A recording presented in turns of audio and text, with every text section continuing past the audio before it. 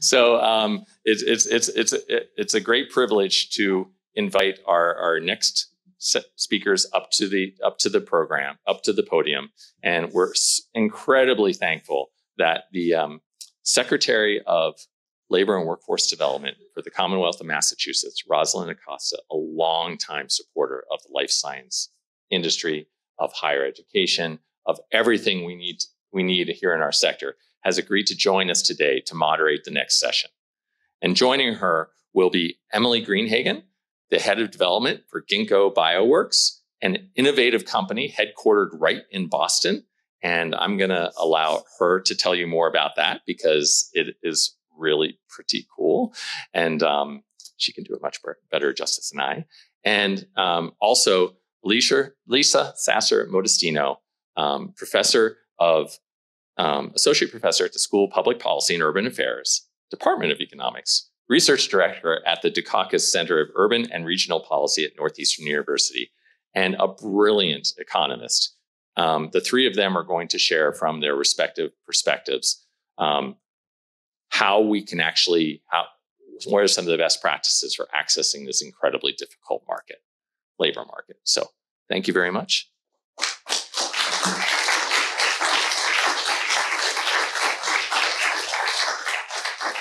Come on up, ladies. Let's wow this group. Well, good morning, everybody. I'm so happy to be here with you. Thank you, John, for that lovely introduction. I love how he used the word brilliant as we convene this panel of ladies. So I was very happy to hear some of the opening remarks from Chris and from Sunny and from John about the challenges that we have in the labor force today. Needless to say that, this has been, understatement, a very challenging couple of years. I'm happy to tell you that Massachusetts is a very resilient state. We lost about 700,000 jobs during this entire pandemic, and we've gained back about 90% of those jobs. So we're well on our way. However, I don't want us to get too comfortable with that statistic. Because the recovery has not been even. And I'll share with you some numbers. And one of the things that the governor did early on in the pandemic was we hired a company to do McKinsey, to do a future of work report to really evaluate how this pandemic has changed work habits in Massachusetts. Because that's something that, as we think about attracting the new labor force, we really have to think about this as a marketing strategy. It is pure 100% marketing. So it's no longer just an HR function where you tell your HR director, go find me someone. It has to be part of the C-suite conversation. It has to be strategic, because what makes you different than your competitor? How are you going to attract folks that are really concerned about the environment, that are concerned about balance, that are concerned about flexibility? If your job description doesn't say remote or hybrid, and you're just cutting and pasting from the job description before COVID, you're not going to get anybody to call you or email you or link into you because the priorities have changed. And that's really the biggest difference. When I look at labor force numbers, pre-pandemic and post-pandemic, we're kind of there. I think there's like a 20,000 person difference between where we were in the labor force pre-pandemic and where we are now. But the difference is the people's priorities and the challenges are different now than they were pre-pandemic. People are demanding more flexibility. It doesn't take very long to create a habit, and 2 years has created some real habits for folks. Let's face it. Commuting isn't fun. And now as you sit in 93 or 90, whatever your preferred highway is, Route 1, and you're sitting there for about an hour and a half, and you're thinking about, wow, if I were home next to my teapot and my puppy, I would be much less stressed, and I wouldn't have to be wasting all this time in the car, right? So we're all really we have to rethink, how do we make this more comfortable? And even in my office, I have found that mandating my folks to come back doesn't work. People just get kind of angry with you. They're like, well, listen, we worked absolutely perfectly for 2 years. away from you. I don't need to see you every day. And so what I found now is that I'm not doing the mandate, but people are organically coming back as they see fit. And it's not necessarily, an 8 to 6 or 9 to 5. It's like, you know what, I'm going to come in the morning or after rush hour. Actually, it's rush day. There's no such thing as rush hour anymore. I'm going to come in when it's convenient for me after I drop off the kids or whatever. And then I'm going to leave at about 2 to beat that bad traffic, but I'm going to still be working. And I frankly have found the opposite of my workers. I have to tell them to get off their computer because now they're working more than ever. And, when you're going click to click to click in a meeting versus traveling, getting to a meeting, doing all the niceties, which are really great, it takes more time. But I don't want to poo-poo in person because I think there's a lot of power in this convening. There's a lot of power in the invitation of having people in person. What happens now, and unfortunately, is these virtual meetings, unless you're invited to that meeting, you don't get an audience with whoever's presenting, right? In these scenarios, I came here to talk to you. I didn't invite every single one of you. Mass Bio Ed did, but I get to meet a whole bunch of people that I wouldn't have met if I were sitting potentially at home doing this. So I do want to put an emphasis on the in-person stuff is important when, there's a reason to meet, but not just for the heck of it and just for meeting's sake. But that report that we did was very instrumental to us as we have now coming out of this pandemic, thinking about what are the policies that will be most effective as we try to navigate this new workspace that we're in. And, challenges for the workforce. Workforce is everything. People get very confused about what's the definition of workforce. For me, workforce is everything. It's housing, it's transportation, it's childcare, it's mental health, it's nutrition, it's everything. It's actually a human being.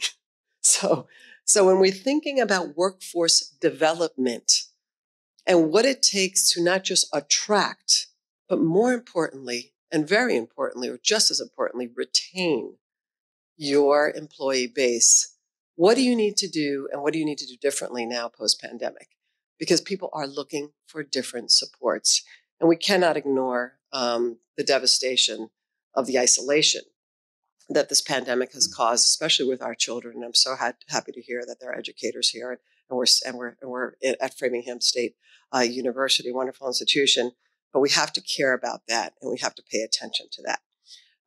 The report showed us and estimated that we are going to have to train workers at an unprecedented level. We're going to have to train approximately 300,000 to 400,000 workers by 2030. By the way, we've never done that before. So this is an unprecedented level, certainly from the government perspective, that we have to train, and why I'm saying we cannot do this by ourselves. We're in a moment right now where we have more resources than ever. We have healthy budgets, healthy Massachusetts economy, thankfully, and we have billions of dollars in federal funding here in Massachusetts alone. Massachusetts had about $5 billion that entered our economy. Now, $2 billion is already being deployed. Another 3 or so is still with the legislature. But there's a lot of opportunity. Our imagination is our only barrier here. Because if we don't use this is a moment for us to seize. And I really want to emphasize the work of Mass Bio and the life sciences, and the work around diversity and inclusion. As I look at our numbers, our unemployment rate has dropped to 4.1%. We were over 17%, ladies and gentlemen, in April of 2020, a number that I don't think any of us would ever have dreamed of seeing. Again, I don't want to get comfortable and say we're doing great.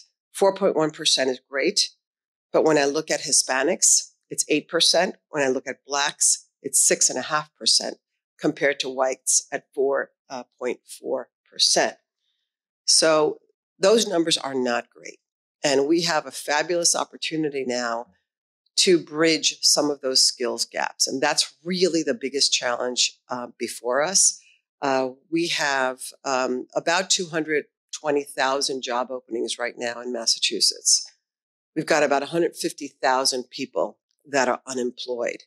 But those 150,000 people, if you look at the sectors they come from, about 30% of our jobs are in the professional and management space. And if you look at the workers that were displaced, right, we all know that retail, food, accommodation, right, hospitality got whacked in this pandemic. And guess who worked there? Latino women and Blacks and women in general worked in those industries. And they have great transferable skills. And many of them, and why our friends in food and accommodation and retail are having so much trouble hiring people too, is that folks don't necessarily want to go back to those jobs, right? They want more predictable hours. They kind of want, do what you've all been doing, some of you working remotely. They don't want to necessarily be the essential worker and be on premise, but they have other skills.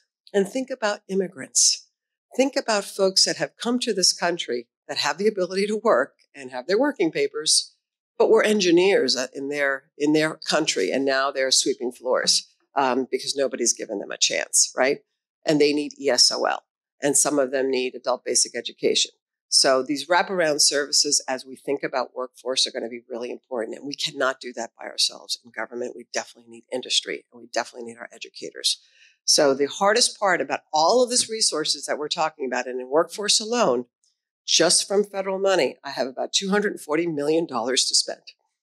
So now I'm going to become your best friend, I know. So I have to encumber that money by 2024. It has to be used by 2026. Otherwise, goodbye. It goes back to the federal government. And that's why the governor has been so anxious about getting some of these infrastructure money to work, because that's very complicated when you're building roads and bridges and buildings, right? That takes a lot of time. But if we don't solve our housing problem here in Massachusetts, if we do not build housing, not necessarily just affordable housing, but housing that's affordable, because your teachers, your waiters in your restaurants, they can't afford to live here barely. So we are having trouble with affordability, and that's going to hurt our competitiveness. So we have got to get serious about building more housing, and that's a local issue. The state has now changed its zoning laws, so it's become a local issue. And the not in my backyard thing is going to really damper the competition here in Massachusetts if we don't get active about it and we don't start changing that conversation. So I am extremely pleased today to be introducing Alicia and Emily to guide us through this conversation of the workforce in life sciences, and what do we want that to look like? It's up to us here in this room. What do we want that to look like? And who are we going to hire? How are we going to hire? And how intentional are we going to be? And are we going to get outside our comfort zone to make sure that we're casting a wider web of employees that maybe we wouldn't have thought of before? So with that, I am very, very happy to ask Alicia to do a presentation. And Alicia is going to do a presentation on the state of the industry and the state of Massachusetts labor supply. So, Alicia.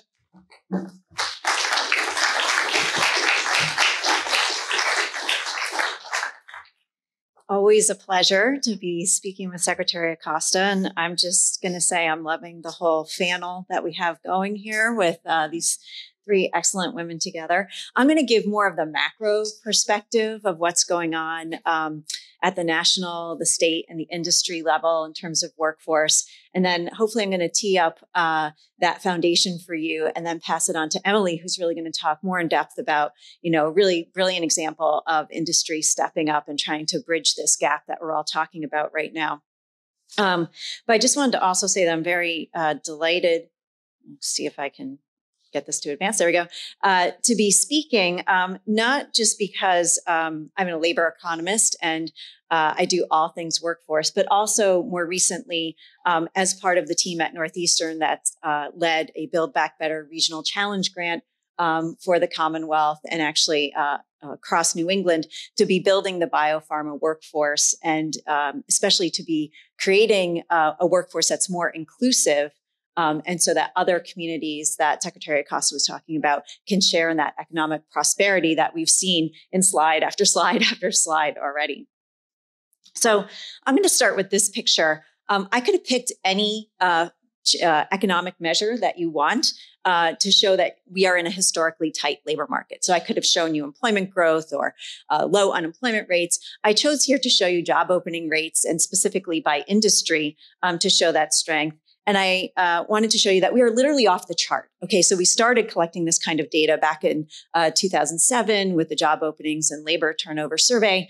And as you can see, we are just at an historic period in terms of industry after industry really having an historic number of job openings. And we're actually at the point now where across the United States, we have 2 unemployed individuals for every 1 job opening. Okay, that is, again, a historically tight labor market, any way that you measure it.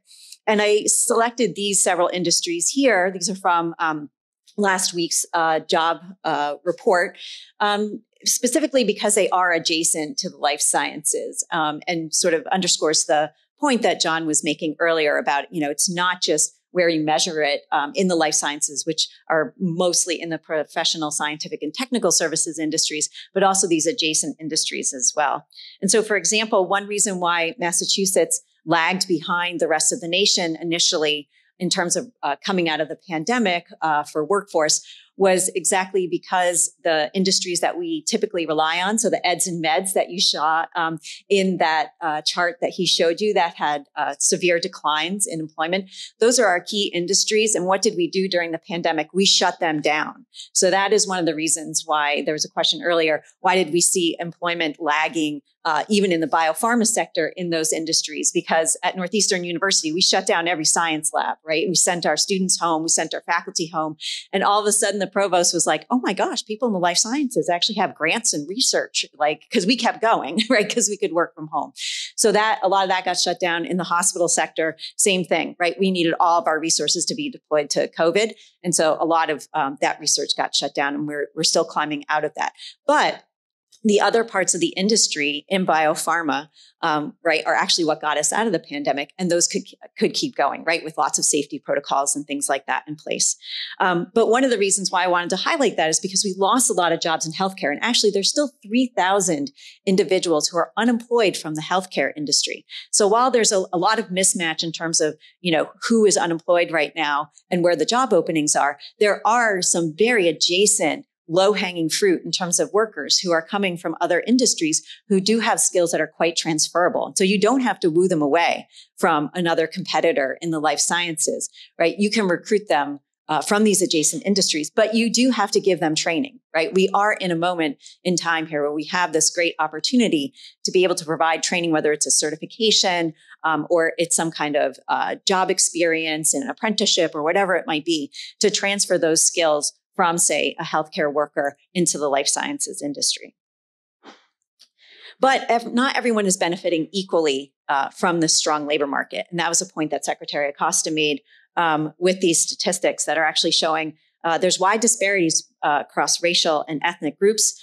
For example, as she mentioned, according to the latest data in Massachusetts, Black and Hispanic workers have unemployment rates that are 50 to 80% greater than whites. And so it's kind of a cliche, but really this rising tide does not lift all boats equally.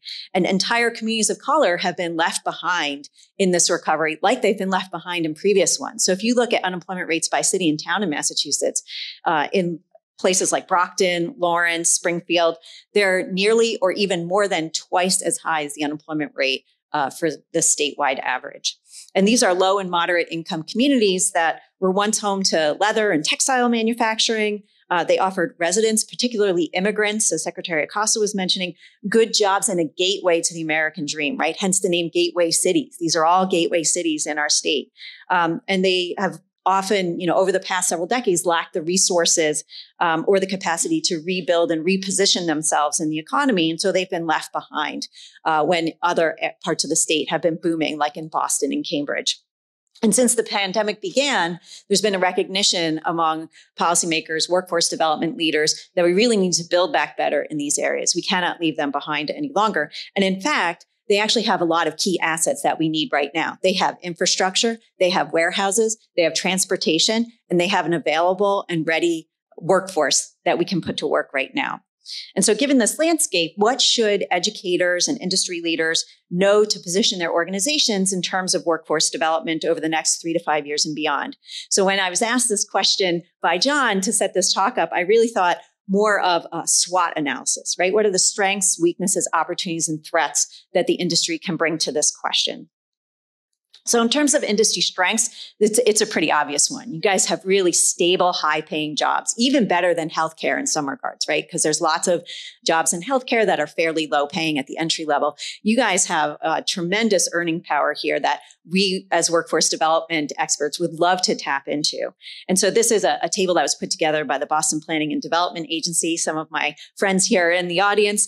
So I want to give a shout out to them. But what they're showing here is that even at the 25th percentile in that table 1, so that's workers who are at the bottom of the earnings distribution, look at those salaries that people are earning, particularly in biopharma manufacturing and the R&D sectors, right, which is most of life sciences. Really, those are tremendous salaries, earning anywhere from almost $50,000 to $80,000 a year. Then look at the occupations that I'm listing below that table. Those are data that I pulled from MC Burning Glass's online job posting data, and just categorize them by degree and the kinds of jobs that you find in there. And so, it's interesting that it's true there are some jobs, right, that are high paying and accessible to folks without a bachelor's degree. So particularly in biomanufacturing, technicians with only a high school degree plus a certificate and some job experience can earn up to $45,000 a year. If you have an associate's degree, a manufacturing associate can earn up to $77,000 a year. And then if you continue on to get your bachelor's degree, and enter one of these related occupations, you can earn up to $160,000. But notice that in the life sciences, again, the highest paying jobs are still in R&D, right, and manufacturing, rather than the testing labs or the hospitals.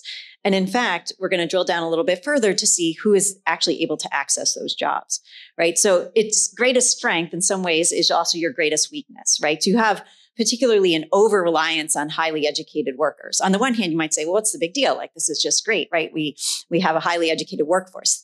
That's true, but you also need people to be filling these other jobs. And so I like to think about life sciences as being about 2 decades behind where healthcare was. So 2 decades ago, when I was a senior economist at the Fed, I gave a talk like this to a bunch of educators and industry leaders in healthcare for the Healthcare Consortium. And the problem there was that, again, they were lacking these middle skill jobs. And what they were finding was that this was actually hampering their ability to basically do any of their basic operations, right? So they had enough surgeons. We have plenty of surgeons. We're like a world-class place, right, for healthcare. They didn't have enough surgical technicians to be handing the scalpel to the surgeon to do the surgery. So it was actually affecting the number of surgeries they could do. So very similarly in the life sciences, you need both high, middle, and low skill workers to be able to engage in the work that you're doing, to do it at the scale that we want to be doing it at. So the chart on the left-hand side really just shows like this tremendous increase, right, in biopharma job openings. That was something that John already talked about. The green line shows you the number of those job openings that are open to workers who do not have a bachelor's degree. And you see that's super tiny. And in fact, if we look at biopharma a little more closely, we can actually see that the share of job postings that are open to individuals without a bachelor's degree is about 14%. So it's pretty low in Massachusetts, and it hasn't grown too much. And then if we drill down a little bit further into that Burning Glass data, and we look at job titles, look at the job titles that are open to people without a bachelor's degree by and large. It's really things like phlebotomist and animal caretaker. Okay, those are not the kinds of jobs that we had in mind with that $80,000 price tag attached to them, right? This almost does not sound that much better to the service sector jobs, right, that folks have in those other lower paying industries. Even the lab tech jobs that people talk about, like, oh, we hire lab techs who only have a 2-year degree. Yeah, only half of those job openings are open to people without a bachelor's degree. And then even Q&A, right? So Q&A is another emerging occupation people are talking about for folks with only an associate's degree. Less than 10% of those job postings are open to people without a bachelor's degree. So we really have a lot of work to be doing. And what does that mean? Well, the industry is really leaving a lot of workers untapped. And in fact, like with the Office of Workforce Development, about 5 years ago, we did a whole report on how there's a whole untapped workforce in Massachusetts. So over half of the workers in Massachusetts do not have a bachelor's degree. I know that's shocking to a room like this, but the majority of people in Massachusetts who work do not have a bachelor's degree. And yet in the life sciences, only about 30% and even less than 30% do not have a bachelor's degree. So there's an untapped workforce that is there and that is available. And that really plays into the lack of diversity by race and ethnicity and even gender that we've been talking about, and we'll talk about more today, so that only about 30% of the industry's workforce is non-white, but half of that is actually made up by Asians. And so that leaves a lot of Black and Hispanic workers woefully underrepresented in the industry. And even though the industry is slightly majority female, most of the female workers are in those low-paying lab tech jobs, not in the high-paying R&D jobs. So there's a long way to go in terms of diversity, equity, and inclusion. So let's talk about opportunities.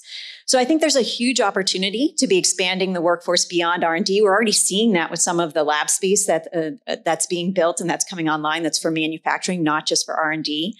And what's interesting is I like to think of this as sort of the industry's moon landing moment, right? We had the COVID-19 vaccine that was produced and discovered here in Massachusetts with Moderna. And what did Moderna do that was so super smart compared to other companies that was developing the COVID vaccine? Where did they initially manufacture it? In Norwood, nearby. Right? So co-locating, prototyping, and small batch manufacturing to make sure that we have a high quality process is super smart. Because what happened to J&J, right? They mass produced really rapidly initially, and they had to throw out millions of COVID-19 vaccine doses at a moment in time where we desperately needed them, right? So it's smart to be doing that here. It'll also meet the demand for new cell and gene therapies that are coming online that need to be located closer to hospitals, right, to serve patients. So this is a smart thing for the industry to be doing. And it also helps to diversify your workforce, right? Because a lot of those manufacturing jobs can be filled by individuals with an associate's degree or even a high school with some training on top of it. And it will make us more resilient to future pandemics. So while the R&D space and did quite well during the pandemic, as we saw in terms of employment, we can imagine a completely different situation, right? Where even those facilities might get shut down and we might need to pivot to something else, right? And so diversifying for the industry as well as the state's economy is important. What do I see as the challenge for the industry? So this is actually a graphic. It's a little bit busy, but it's something that we developed in the Build Back Better Regional Challenge grant that we put forth. And what's really important here is developing an entire pipeline from middle and high school all the way through bachelor's degree holders. I know we all get excited thinking about the future workforce. We do not have time to wait around for middle and high school kids to become the future workforce. I mean, that is awesome and we should do it. But right now we need to employ the workers who are available, who have this untapped talent that we haven't invested in before. And doing that, it's going to take everybody across this entire pipeline. Okay. It's a scale and a scope. We already saw some of the projections either from Mass Bio or Mass Bioed about the thousands of workers that are needed in the next 2 years alone. Like when that report came out, all the labor economists that I know back at the Fed were all laughing, like, where are you going to find that workforce, right? What's the danger? If you don't find that workforce here, those companies will find it somewhere else, right? So if we want to hold on to our advantage, we need to educate our backyard. What does that mean? We came up with 4 key components that we think are super important in this process. First is actual community engagement.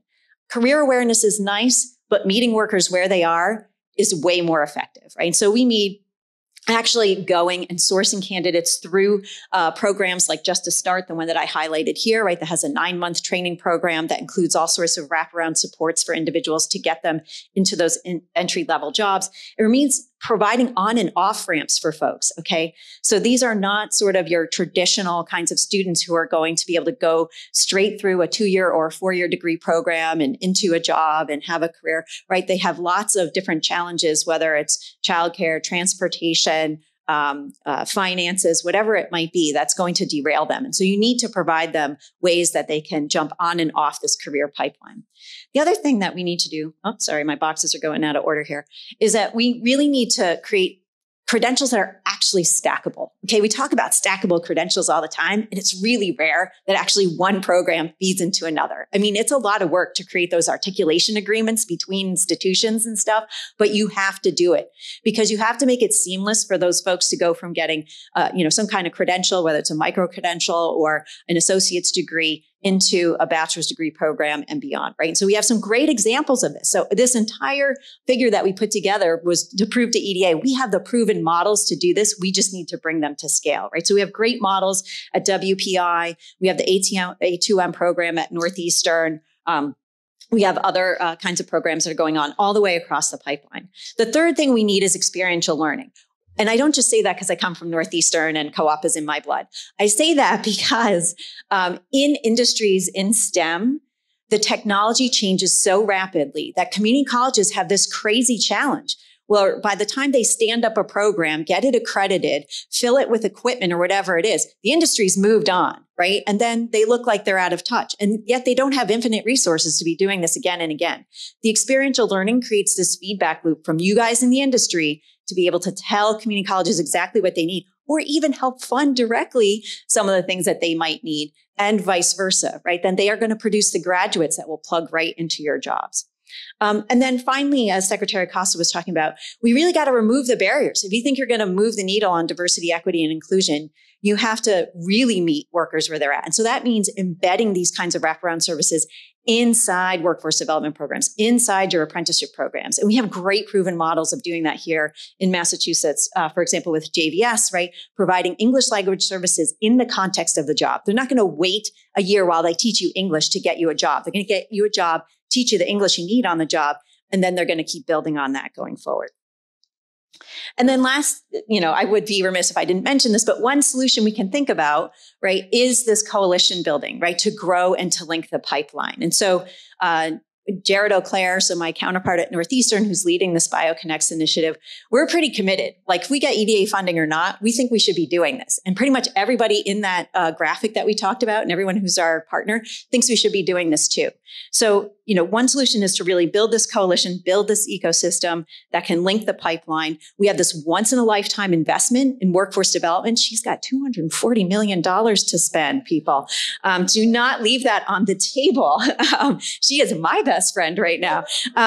And the time is now. We have this limited policy window, right? Economists are already like fretting if there's going to be another recession. We have inflation, blah, blah, blah. Okay, we got to act now in this policy window to come together to build these connections and to take advantage of this currently strong market. We got venture capital flowing in here like nobody's business. We've got labs that are being built. We need to put workers in those labs. So we need to scale and integrate all those awesome proven models that we have, which means that education models need to be continuously adapting, right? And industry needs to be playing in that game to provide the experiential learning opportunities and also to commit to hiring those graduates into the high-paying jobs at the end. And so I would also be remiss if I didn't mention that we're going to continue this conversation next week with the Office of Workforce Development with the Life Sciences Consortium panel that we're going to have next Tuesday, June 14th. Joe Boncour is going to be there. Jared O'Clair is going to be there. And we're going to really be talking about where the rubber meets the road. Like, why is it that people aren't getting into these programs? And why are people not getting hired out of these programs into industry?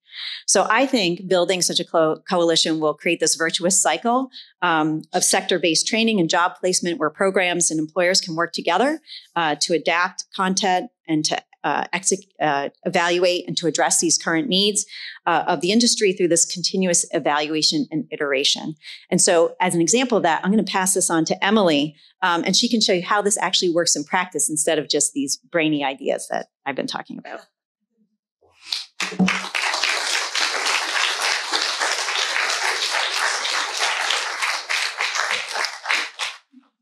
Thanks, Alicia. I'm Emily Greenhagen. I am the head of deployment at Gingko Bioworks, a company headquartered in Boston. And I get to be in the really exciting position at Gingko where deployment serves as the technical bridge from the R&D that we do through to manufacturing across a platform of customers. And so my team includes the full range of the workforce, ranging from R&D through to pilot scale and up to those manufacturing level positions. So I'll just provide a quick intro to Gingko Bioworks and what we are and what we do. and then introduce you to a few of the initiatives that we're focused on to both support workforce training and with a focus on diversity, equity, and inclusion. So what is Gingko? We are a platform company with a mission of making biology easier to engineer. So we have built out the tools for extensive cell programming across a diversity of organisms, processes, and products. The company was founded in 2008 out of MIT, professor and four of his graduate students. And so we stayed in startup mode for quite a while, went public last year in 2021, trading publicly on the New York Stock Exchange with a ticker symbol DNA. And in the process of going public, raised $1.6 billion for a lot of cell engineering.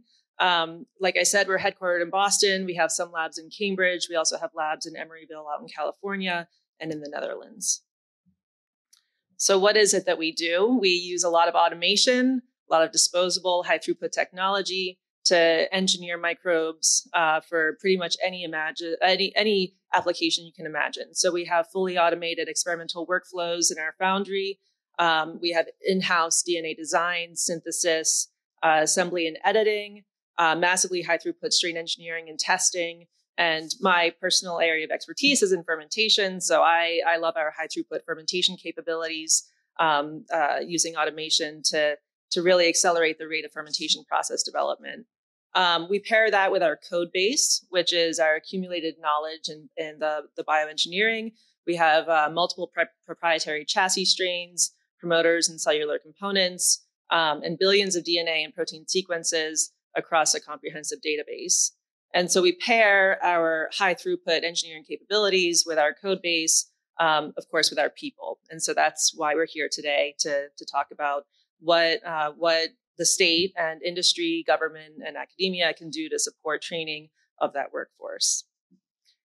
And so I know that, like, when we talk about life sciences, we talk a lot about pharma, biopharma, and what we focus on at Gingko is applying biology to anything that you can imagine the biological world could produce. And so that includes industries ranging from pharma, but also agriculture, food, and even chemicals. And so here's just a sampling of the types of products and partners that we work with.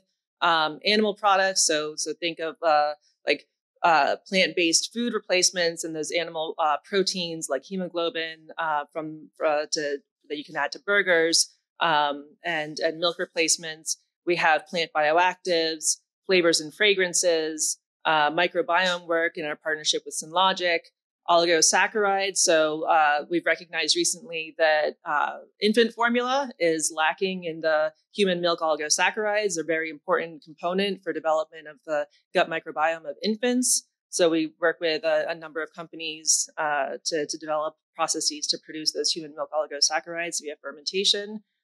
Chemicals, crop biologics, crop protectants, industrial enzymes, and I'd be remiss if I didn't mention some of the processing development work that we did with Moderna in optimizing their manufacturing process for the mRNA vaccine. So what are we doing at Gingko to help ensure robust workforce training, and specifically with a focus on diversity, equity, and inclusion? So here's an example of 3 partnerships that we have developed to increase accessibility and support SynBio awareness and opportunities across Massachusetts. So on the left there, you see BioBuilder. So BioBuilder creates open access curricula to teach SynBio in a hands-on way and runs programs for students of all ages from underserved communities in the Boston area. And so at Gingko, we've donated space that we call the BioBuilder Learning Lab at Gingko. So it's in the Innovation and Design building down in the Seaport where we're located. And it's a lab that provides on open access curricula and hands-on training there. Of course, we're all aware of the amazing apprenticeship program coming out of Mass Bioed, and we're really excited to be working with them. And we have 3 apprentices who'll be joining Gingko this fall as part of that program. One of them in my team. I'm particularly excited about that. And then we also work with the Bridge program, which is a program that was started by Jalen Brown of the Celtics and David Kong at the MIT Media Lab to help provide access for underrepresented minorities in the Boston area. And we've had some Gingko colleagues who have helped teach classes as part of that program. We've also partnered over the last 2 years, a lot of critical work led by my colleague Lily in the audience here. Amazing job working with the Ben Franklin Cummings Institute of Technology to help define an associate's degree and help ensure that it's more accessible and well suited to meeting our industry needs. And then we've also, in 2020, we as an organization made a commitment of $1 million to work toward mitigating the impact of the historic marginalization of Black scientists in STEM. And so this year we launched what we call the Cultivate Fellowship, which is focused at providing networking and support opportunities for Black students in STEM fields. So that's an introduction to what we're working on at Gingko, and join back for the panel and some interesting discussion. All right, I'm going to just stay here. Thank you, Emily.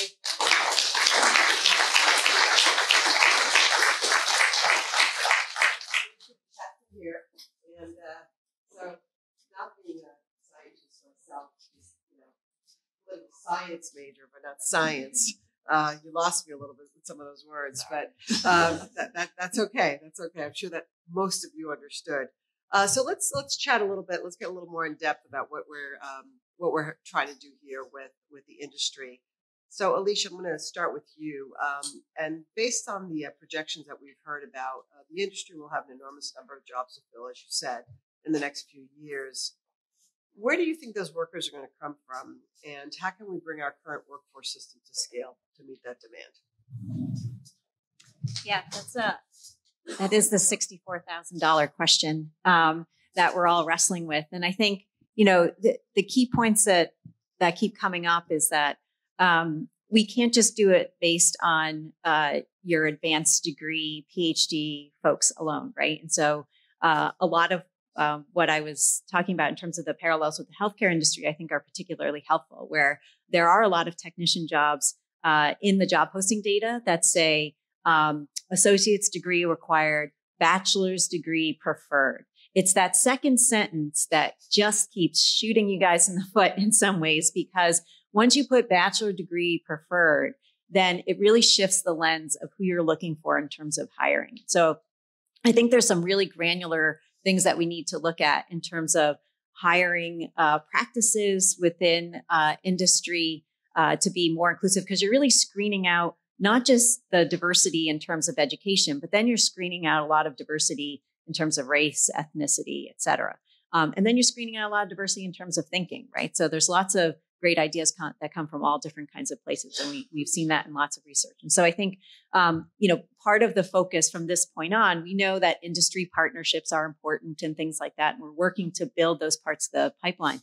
But to be able to get this to scale, we actually need to be changing some of those very granular systems kinds of practices in terms of who is getting into these programs and then who is getting hired out of them. And so that's part of the hard work, I think, going forward that we'll be focusing on is determining how it is that we even prepare people to enter this pipeline, because it is a STEM field. So you can't just necessarily take somebody from an industry that's further away and think that they're going to be prepared to be successful in this pipeline. There's some preparation that comes to that. We have great organizations that do it, but not every industry partner or every education partner is partnering with those organizations. So even at Northeastern, I've had to teach our senior leadership that education alone is not workforce development, right? As Secretary Acosta was saying, workforce development is about people. It's about getting people ready for education and supported while they're doing that. And then on the other side, the same thing with hiring, right? People into a particular job, right? It's also about the people and how you get those things done. So I think that's where the focus will be.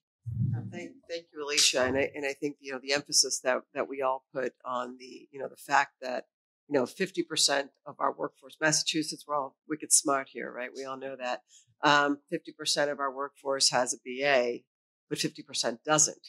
So if that is a requirement in your job descriptions, and obviously there's some jobs that absolutely need that higher, but that ecosystem that Alicia spoke about is so important to build, because you are leaving out such a big piece of the workforce. You're just blinding yourself to that other half that doesn't have a BA. and why apprenticeship programs are so important, because people can learn and earn at the same time, which helps with some of those wraparound challenges that we see in some of the training courses. But Emily, I'd love to hear from you what barriers you're seeing at Gingko with some of your recruitment efforts. Yeah, I think that, I mean, it's interesting. There is a historic perspective there that you need to have a bachelor's degree at least, and even beyond that, advanced degree. So I personally have a bachelor's degree. I opted to not do a PhD, and I have felt very fortunate throughout my career to have the leadership opportunities that I've had despite not having a PhD, but shifting the mindset of the organization to not just recognize the value of someone coming in with a bachelor's degree, but even an associate's degree or a certificate. That's a pretty significant internal barrier.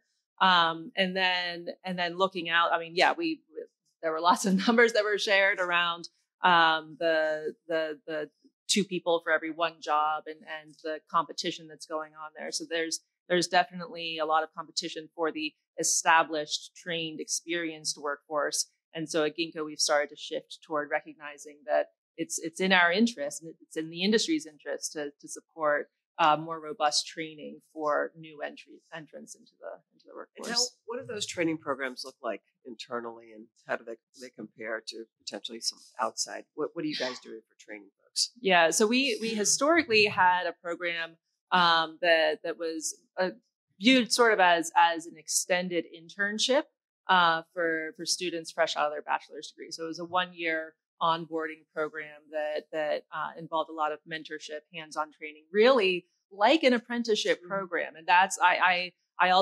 recognize, and when I started my career, I did my bachelor's degree at MIT. A lot of great training there.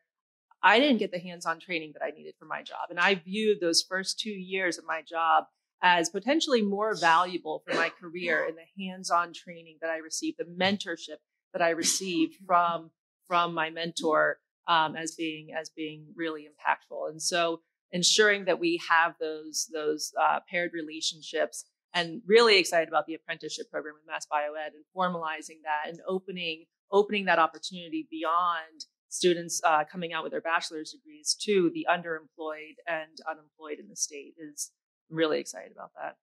Yeah, our office was very excited to work with Mass Bioed to create those apprenticeship tracks. And apprenticeship programs are very underutilized in most industries. The trades have had this blueprint for a very long time and have done it extremely successfully.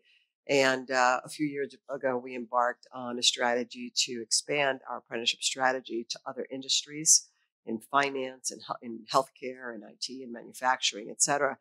Because it is important for us to remember, as John put up in a screen, that it's not just about the lab technicians, right? It's about the CFO. It's the cybersecurity. It's all of those job occupations within the industry that you're struggling to hire, as I'm struggling to hire also. We all are struggling to hire. So as we think about apprenticeship programs, let's think beyond just what happens in the lab. Let's think about finance. And we actually have finance tracks now in apprenticeship programs. Let's think about cybersecurity. We have apprenticeship programs in cybersecurity. So happy to talk to anyone about those expanded apprenticeship opportunities. But I really think that apprenticeship programs are that great equalizer. They really do help bring somebody in, because let's face it, it's very difficult if you're doing 1 or 2 jobs to then go to training afterwards. Or, God forbid, give up your salary to do a training program that, oh, by the way, you have to pay for. So that all becomes very impossible. And through these apprenticeship programs, it's really a partnership between some grant funding and the employer, and it has different sources of funding. But the actual learner isn't putting out of pocket, but they're learning, and they're part of the company while they're learning exactly what you want them to do, and you're training them your way with curriculum that you're comfortable with. So I'm a huge advocate of apprenticeship programs. I know that we are running out of time, but I would love to open this up to the audience for any questions that you might have.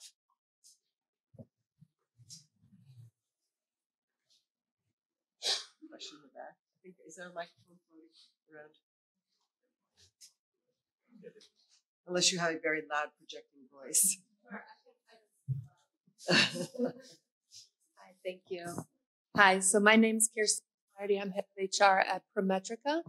I have a question in regards to, we're talking about extended internships, creating programs, training people. In our organization, we are increasing our internship programs. And one challenge that we're faced with, we are creating these great programs, but how do we train our internal people to be able to coach, mentor, and train? We know what we want to do. We can put the infrastructure in place, but we also need to train the people to do this work and not just their actual practice. So I'm wondering, maybe Emily, if you have experience, or where did you come, face to face with this, and what did you do in your organization to be able to address that need as well?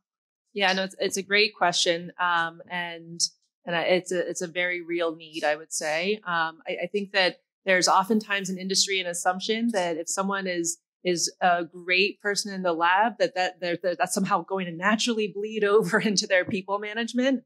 And it's just not true. You need to have great examples of great managers, and you need to have a formal training program. So at Gingko, we've been very proactive in formalizing and extending really intensive people management training, and not just for people who are managing internal employees, but also ensuring that we proactively provide those opportunities, those training opportunities to individuals who are maybe 3, 5, 7 years into their career, so they can so that they can have that internship as a growth opportunity toward a track of people management, if that's what they choose to do, but that we're setting them up for success with the appropriate training proactively before we honestly put someone's career in their hands. The only thing I'll add to that is that we have something called the Workforce Training Fund. I don't know if anyone here has heard of that, but you pay into that every quarter as an employer as part of your unemployment fees. And we grant about $20 to $23 million every single year to companies to train their incumbent workers. So, and that is executed through the Commonwealth Corporation. So I would suggest that you look at that. And we can put you in touch with training providers for leadership training. It's all kinds of training. You can also use the Workforce Training Fund grant for ESOL training. So we have a ISO. I mean, there's a wide variety of things that we can use for income training, and we're happy to help you with that. Alicia, did you have anything you wanted to add? No, I just thought that was a really important question, is like the how to do this. And especially because there's a big gap between what your current workforce looks like and what you are hoping to achieve in terms of diversity, equity, and inclusion. And so I think your question is a good one, not just in terms of, how to be a good mentor in general to, someone entering the career, but also how do you mentor with cultural competency, right? And so there's actually a lot of resources that are out there through various channels, either through like the Office of Workforce Development or through the state, or even I think Mass Bioed has some resources for training supervisors to be able to be cognizant of some of these needs. So, for example, it doesn't occur to everybody in terms of like where your intern might even be living, right? It could be a very long commute even to get there. And so, even for folks who are going to a job in Boston, right? If you're going to some parts of Boston from Roxbury or Dorchester, that means like 2 buses and a T ride or something like that, right? Like just these kinds of barriers that seem very small, like maybe in the grander scheme of things, can really just derail people. And I think that was a great question about how do you actually do this work? Wrap it up. Okay. She told me I had another 3 minutes. So I'm paying attention here. All right, one quick question. Sunny's pulling I have a question. The plug. Yeah, I believe her. My name is Cynthia Furman. I'm at UMass Chan Medical School, and I lead a national initiative supporting the Ph.D. professional development for Ph.D. scientists. So I have a question related to Ph.D. scientists. Thinking about some of the data that we saw earlier today. There's a lot of growing need, it looks like, in areas like finance, the business side of science, management ends. And we have a number of PhD students nationally and in Massachusetts, certainly, that are very interested in moving directly into those types of positions, rather than moving first into, scientist positions and then later in their career into more businessy types of work. And so reflecting on the value of hands-on experience, that's more challenging in PhD training because you can't just leave your research for a few months to do an internship, for example. And there's not as many internship opportunities for PhD scientists. So I'm curious if there's models for very short-term opportunities in companies or other ways that PhD scientists might be able to be introduced to these roles and more quickly brought into the workforce. Yeah, that's a great point and something that I wanted to speak to. So I'm glad you asked that question. There actually are models that we can draw on. So one, at Northeastern, we have an experiential PhD program, right? So that is, I've had students that I've actually placed even as a social scientist, but also we do this in the sciences as well, where we place PhD students in industry or government positions while they're in their dissertation phase. And so they can be actually doing some of that research as part of their dissertation research, but they're embedded in that organization. And so they're understanding how it works and what are the industry opportunities to be able to do that. The other thing that we can be thinking about, because this is actually, other industries have dealt with this situation as well. So for example, in cybersecurity, there's a big shortage in terms of faculty trying to decide between industry and academia and things like that. And they've gone and moved to creating opportunities where faculty can be a visitor in residence, right? You see this at Amazon and other places. So you can actually draw PhDs into your organization from academia by creating these kinds of, part-time sort of flexible positions or even sort of sabbatical type positions to be able to get, again, that virtuous cycle going on. Because at Northeastern, what happens every time somebody goes out on co-op or one of these experiential kinds of opportunities is we actually have co-op reflection sessions that faculty have to attend. And so we have to hear about what their experience is in industry and then think about what it is that we are teaching students, right? And so that feedback loop just gets created. And so if there's opportunities to be doing something that's not necessarily like bench science coming right out of PhD and there's a need for that, right, then that gets fed back into the program and the institution to be able to be, setting up components or certificates or training to be able to do that. So that is a great question to be thinking about. How can we broaden this pool of, filling these other kinds of jobs with folks who have that life science knowledge? All right, thank you, Alicia. Thank you for those questions. And I'm sorry, we're getting the triple hook here. I can feel the energy coming from this side of the room. But thank you, everyone. You've been a great audience. Thank you, Emily. Thank you, Alicia.